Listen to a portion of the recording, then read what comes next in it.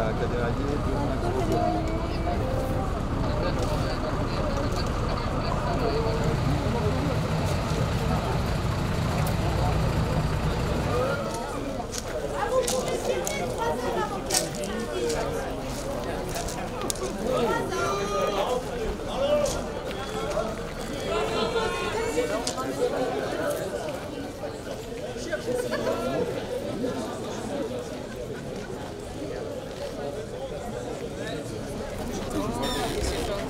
Crier aussi, anche des fois ça n'était pas facile parce que tu avais une traction, une pression pour marcher. Et toutes les personnes, vous avez quoi? J'ai avec moi un ancien maréchal de la police, de la gendarmerie. Comment vous êtes arrivé à venir ici pour cet exercice de simulation des blessés lors d'une catastrophe ferroviaire dans le tunnel vert de Léman Express? Eh bien, tout simplement, j'ai vu un article dans le journal qui cherchait 1000 personnes comme figurants. Alors je me suis inscrit, sans vu peut-être l'âge et tout, puis comme ils avaient dit entre 7 et 77 ans, alors j'étais encore dans la fourchette. Et puis bon, bah, j'ai fait par internet, et puis il a fallu remplir 3 feuilles, c'était vraiment sérieux, et tout, téléphone, famille, et tout, il fallait vraiment jouer le jeu. Et puis j'ai été pris. Qu'est-ce que vous êtes blessé ou quel est votre rôle là? Alors mon rôle était tout simplement, j'étais un peu choqué, et je devais demander, j'avais excusez, j'avais mon épouse qui est décédée il y a 3 ans. Alors je voulais aller au cimetière. Et puis voilà, il y a eu l'accident, je ne peux pas aller au cimetière. Ça, c'était mon rôle. Et puis c'est tout, mais blessé. On revient un peu en arrière dans votre métier. Vous avez dû voir des vertes et des pas mûres. Est-ce que vous vous souvenez d'accidents importants entre les... Quelque chose qui vous a marqué? Alors les accidents importants, disons plutôt les accidents humains, les accidents de chemin de fer. Très souvent on allait, moi j'étais au Paquis, on allait du côté de Chambézy, alors il y avait des accidents de personnes comme il le dit. Ça alors j'ai vu beaucoup. Des accidents matériels. Pas beaucoup parce que j'ai jamais été à la brigade motorisée, j'étais dans les postes et tout, alors c'était cette brigade qui faisait. Et puis autrement, bon, il y a eu une fois, oui, un accident d'avion, c'était dans le bois de la Fortaille, un petit pipère avec 4 jeunes filles qui sont décédées avec le pilote. Ça c'était les plus gros de ma carrière de 30 ans. Aujourd'hui, comment vous voyez tous ces exercices qui se font de prévention? Est-ce que vous trouvez qu'il y a des choses qui ont changé depuis votre année de votre fonction dans la gendarmerie? Non, ça n'a pas beaucoup changé parce qu'il y a toujours eu la police, il y a toujours eu les pompiers, il y a toujours eu la protection civile, il y a toujours eu des ambulances. Et puis quand il faut mobiliser tout ce monde, bien sûr que ça met du temps. Même beaucoup de temps. Alors il y en a qui s'inscrivent, puis ils ne pensent pas, ils croient qu'en 1 heure ça va être terminé, alors que ce n'est pas vrai. Je sais que ça va encore durer un moment. D'ici de mettre tout en place, là il y avait déjà bien des choses qui étaient en place, mais quand c'est réel, eh bien, quand il faut tout aviser et tout, ben, il y a en tout cas 1 heure de temps, peut-être, hein, je vous dis comme ça. Est-ce que vous avez pu aller dans la voie, vraiment dans le tunnel? Non. Alors, on est parti, oui, on est parti de la Praille, et puis voilà. Puis bien sûr, qu'ils nous ont avisé qu'on allait s'arrêter sur la frontière. Moi, j'ai pensé que je savais qu'ils allaient s'arrêter juste à la frontière, puisqu'il y a le personnel suisse et français qui collaborent. Ma dernière question, ça vous a surpris surpris non, mais vos collègues, vos anciens collègues ont été surpris de vous voir ici? Alors, tous ces collègues, je ne les connais pas. J'en connais 1 ou 2 et tout. C'est des collègues qui sont arrivés, moi j'étais déjà à la retraite. Non, mais dans le domaine médical, j'ai vu qu'il y avait M. Niki, il y avait la... Oui, alors j'ai vu 2-3 personnes, mais dans mes collègues et tout, alors j'en ai vu 1 ou 2 des anciens, qui étaient même de mes hommes quand j'étais maréchal. Mais autrement, les nouveaux, alors moi j'entame ma 21e année de retraite, alors eux, ils n'y étaient pas encore. Voilà. Eh bien,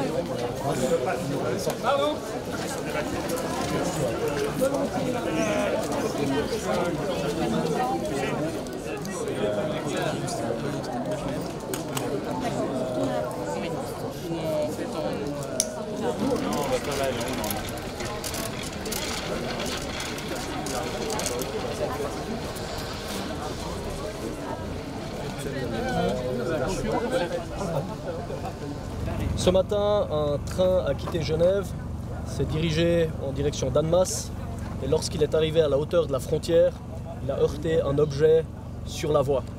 Ça a entraîné une catastrophe ferroviaire que nous avons dans le cadre du scénario amplifié. Ce n'est pas la réalité, nous l'avons amplifié de telle manière à ce qu'il y ait du pain sur la planche, qu'il y ait du travail pour l'ensemble des services de secours qui interviennent dans cet exercice. Combien de victimes? Quel est le bilan de cet exercice? Il est trop tôt pour vous donner le bilan victimaire. C'est exactement le rôle des cellules de crise qui sont activées, des structures sanitaires qui sont activées, de déterminer ce bilan victimaire. Et cette détermination est en cours et les autorités communiqueront là-dessus. Peut-être rappeler l'ampleur du dispositif qui a été mis en place, le nombre de personnes impliquées. Nous avons recruté plus de 1200 figurants, plus de 900 intervenants traitent l'affaire, tant sur le front que dans les postes de commandement, aux arrières, dans les centrales d'alerte, dans les centres d'accueil des familles, dans le centre d'accueil des impliqués. Nous avons vraiment eu la volonté de mettre en place un exercice au plus proche de la réalité avec l'activation de toutes les structures qui auraient un rôle à jouer dans un tel événement. L'exercice se déroule sur plus de 20 sites en simultané. Là, vous êtes sur un site, il y en a 19 autres. Et puis, ce sont plus de 30 services, tant français que suisses, qui sont mobilisés pour répondre à cette crise. C'est inédit sur les deux pays, l'ampleur, je veux dire, c'est la première fois qu'il y a quelque chose d'aussi gros qui est fait en Suisse, en France aussi. C'est un exercice qui est énorme, non seulement par le nombre de figurants qui ont été recrutés, mais surtout aussi par le dispositif qui est mis en place. On ne se contente pas de jouer que le front et les secours, on joue l'enquête judiciaire, on joue l'enquête technique, on joue l'accueil aux familles, on exerce l'accueil des impliqués. Pour vous dire, la phase secours maintenant, désincarcération dans les trains est terminée. Et la police scientifique, technique va intervenir maintenant pour procéder à la phase enquête. Un exercice comme celui-ci, ce qui est intéressant, c'est de voir ce qui marche, peut-être encore plus intéressant, ce qui ne va pas. Comment vous essayez de voir tout ça? C'est exactement ça. Pour nous, les organisateurs, eh bien, c'est ce qui marche. On est content quand l'exercice s'est déroulé comme on l'a prévu. Et puis pour les services, ce qui est intéressant, effectivement, c'est de voir là où il y a encore un potentiel d'amélioration. Nous avons focalisé cet exercice sur la coopération binationale. C'est tout l'enjeu et c'est toute la difficulté. Les services se connaissent, ils travaillent ensemble au quotidien. Là, on est dans une situation extraordinaire. Ça présente une difficulté tout à fait particulière. Et c'est là qu'on veut déterminer quelles sont encore les mesures à prendre dans cette coopération interservice, dans cette coopération bilatérale pour que des enseignements puissent être tirés et mis en œuvre. Combien de temps vous avez mis pour venir sur place, par exemple, si jamais il y avait eu, c'était vrai, combien de temps vous à l'armée pour que tout le monde vienne sur place? Je ne peux pas vous dire. Ce que je peux vous dire, c'est que le début de l'exercice a eu lieu à 10h03, que l'alerte a été transmise quelques minutes plus tard et qu'environ 5 à 10 minutes plus tard, les premiers secours étaient sur place. Maintenant, je ne peux pas vous dire dans le détail qui est arrivé quand. C'est plutôt positif pour le petit bilan, ça s'est plutôt bien passé. L'exercice s'est bien passé conformément à la planification. Est-ce qu'il y a des choses à améliorer d'ores et déjà? Est-ce qu'on le sait? Il est trop tôt pour tirer ce bilan. Comment faire?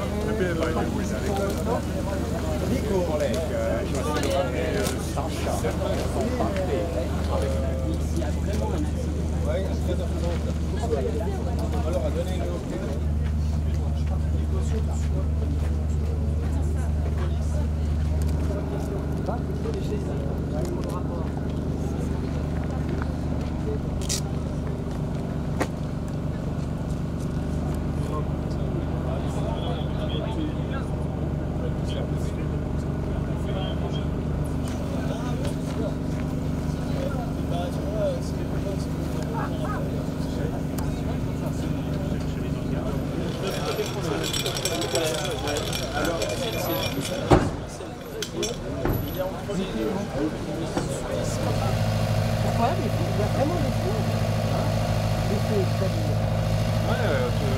Dans l'exercice, il y a des vrais photojournalistes qui devaient venir photographier.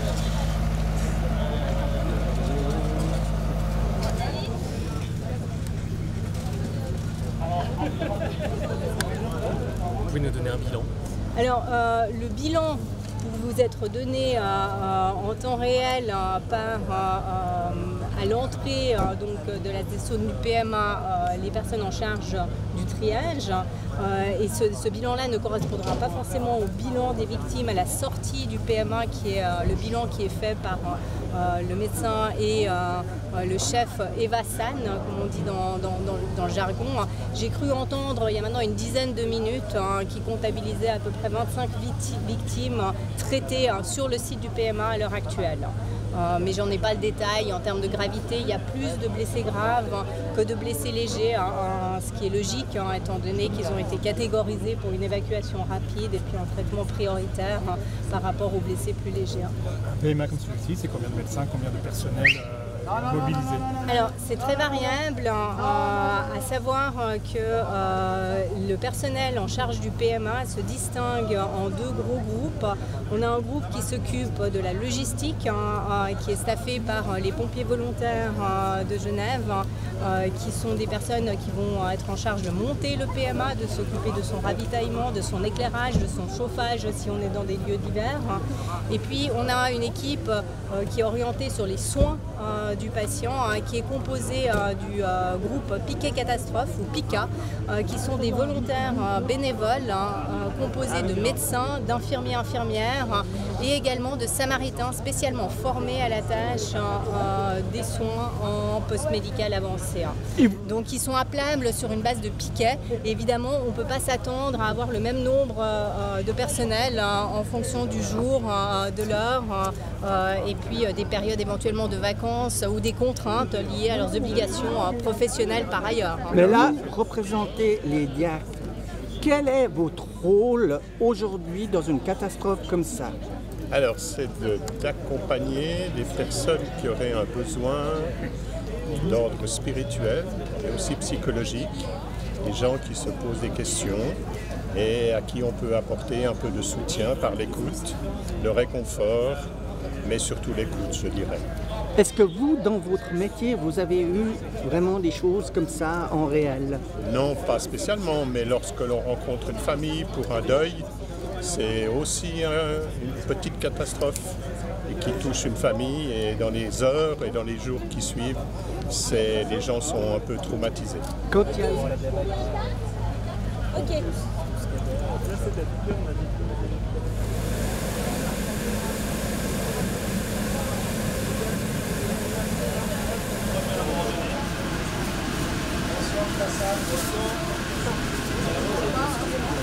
Voilà.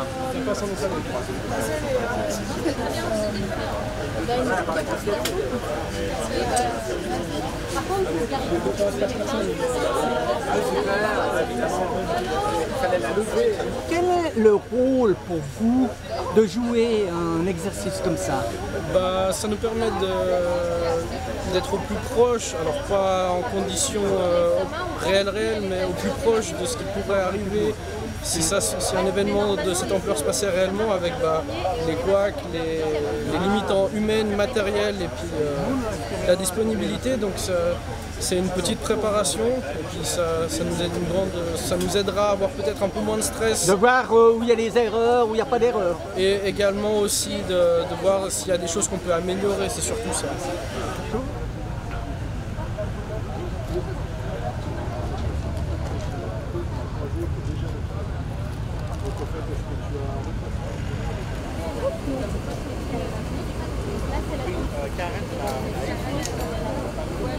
Bonjour, vous êtes un Beobachter, en français observateur. Quel est le rôle d'un observateur dans un exercice tel qu'aujourd'hui? Oui, effectivement, le gilet dit Beobachter, observateur, c'est juste... le gilet observateur, c'est simplement d'avoir une équipe qui est là pour s'intéresser à ce qui se passe, être en retrait du dispositif, apprécier le dispositif et puis donner des avis, des conseils et au bout du compte faire un rapport d'évaluation afin que ce dispositif-là puisse avoir une valeur ajoutée, qu'on puisse apprendre de ce qu'on fait là maintenant. Parce que vous, par exemple, vous, Vous pouvez être médecin, infirmier, de métier, ou quel est votre métier alors? Habituellement, je suis médecin, je travaille à la brigade sanitaire cantonale et à l'État de Genève au service de médecine cantonale. J'ai été chargé de coordonner l'évaluation de ce dispositif et pour ça j'ai fait appel à des ressources intercantonales pour avoir des avis, des savoir-faire qui viennent d'ailleurs que Genève. Ça fait du bien de s'ouvrir. Pour vous, un exercice comme ça, qu'est-ce que ça vous apporte? Un exercice comme ça à l'échelle 1-1 avec par exemple 96 intervenants sanitaires et de nombreux figurants, on l'a vu, c'est un exercice qui engage tellement de ressources qu'on doit apprendre. On apprend à plusieurs niveaux, il y a des objectifs d'exercice que tout le monde, que l'équipe entière doit pouvoir ensuite atteindre. Il y a des objectifs de fonction, chacun a son rôle, et il y a des objectifs personnels. On attend à ce que chacun puisse obtenir un feedback sur ce qu'il fait, qu'est-ce qui est mieux, qu'est-ce qu'il pourrait améliorer. Et parfois c'est aussi un auto-feedback, se dire « Ah ben mince, la prochaine fois j'aurais pu faire autrement ». Combien de temps vous allez vous donner pour faire un bilan général de cet exercice? Ma question, c'est qu'on sait que c'est un exercice tel qu'aujourd'hui, il vous faudra plusieurs heures, peut-être plusieurs jours à faire un bilan de cet exercice. Un bilan d'exercice de 6 places, ça prend du temps. On va d'abord faire un débriefing à chaud entre évaluateurs. Ensuite, on va se permettre de demander aussi aux intervenants, à travers différents canaux, ce qu'ils ont pensé, ce qu'il faudrait améliorer. Et puis, on va produire un rapport d'évaluation. Et ça, le tout prend environ un mois.